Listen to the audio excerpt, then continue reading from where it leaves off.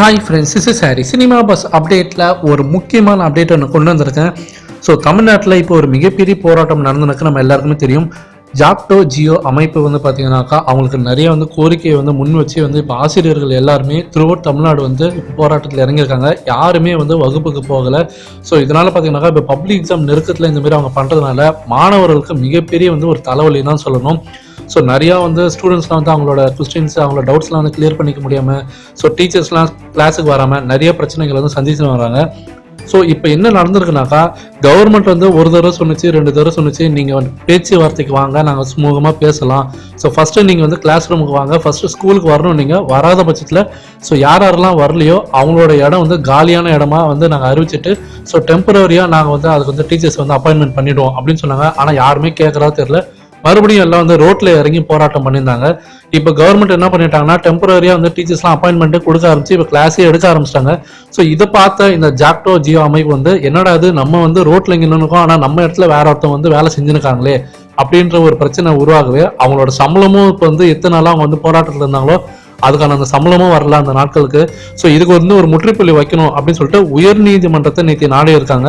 So நேற்று ஒரு கேஸும் ஃபைல் பண்ணிருக்காங்க. அந்த பெட்டிஷன்ல என்ன சொல்றாங்கன்னா, நாங்கள் இங்கே இருக்கும்போது எங்க இடத்த எதுக்காக அவங்க அங்கே நிரப்பணும், ஸோ இதுக்கு நீங்கள் தடை விதிக்கணும் டெம்பரரியா அப்படின்னு சொல்லிட்டு அவங்க கேட்கும்போது உயர் நீதிமன்றத்தில் ஒரு செருப்படி பதில் கொடுத்துருக்காங்க தான் சொல்லணும். ஒரு சூப்பரான ஒரு தீர்ப்பு. இது என்ன சொல்றாங்கன்னா, சட்ட போராட்டம் நடத்தாம நேரடியா எதுக்கு எடுத்தாலும் தெருவுக்கு போராடுவது சரியில்லை அப்படின்னு சொல்லிட்டு முதல் ஸ்டேட்மெண்ட்டே நெத்தி அடி பதிலா கொடுத்துருக்காங்க. ஸோ போராட்டம் ஏற்கத்தக்கதா அல்ல அப்படின்ற மாதிரி தான் நீதிபதிகள் நேற்று கருத்து சொல்லியிருக்காங்க. ஸோ சட்டப்படியான தீர்வுகளை நாடாம போராட்டத்துக்கு டைரக்டா நீங்க சென்று விட்டதால் எங்களால உத்தரவு பிறப்பிக்க முடியாது, அதாவது கவர்மெண்ட் எடுத்த ஸ்டெப்புக்கு எங்களால தடை போட முடியாது அப்படின்னு சொல்லிட்டாங்க. ஸோ நல்லாவே தெரியுது.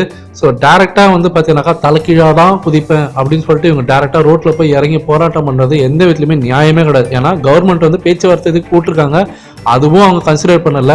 ஸோ டேரெக்டாக போராட்டத்தில் ஈடுபடுறதுனால எவ்வளோ பிரச்சனைன்றது நல்லாவே தெரியுது.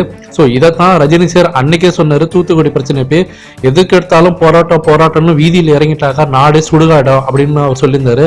ஸோ அது இப்போ மறுபடியும் இப்போ நீதிபதிகளே சொல்லியிருக்காங்க, இவங்க ரஜினி சொன்னாலும் கேட்க மாட்டாங்க, நீதிபதி சொன்னாலும் கேட்க போறது இல்லை.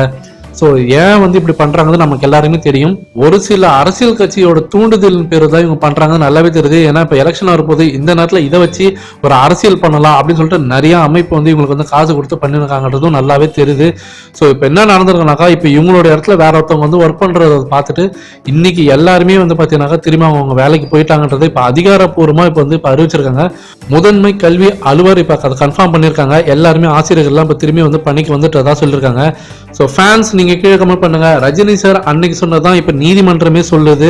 ஸோ ட்விட்டர்ல இப்ப ரஜினி ஃபேன்ஸ் எல்லாம் இதை தான் இப்ப ட்ரெண்ட் பண்ணி வராங்க. அன்றே சொன்ன ரஜினி அப்படின்ற ஒரு ஹேஷ்டேக் கிரியேட் பண்ணி இன்னைக்கு வைரலா ட்ரெண்டிங் இருக்கு. ஸோ ரஜினி சார் சொன்ன அந்த ஸ்டேட்மெண்ட் இப்ப மறுபடியும் பாத்தீங்கன்னா அந்த வீடியோ இப்போ ஃபுல்லா எங்க பார்த்தாலும் வைரல் பண்ணிருக்காங்க.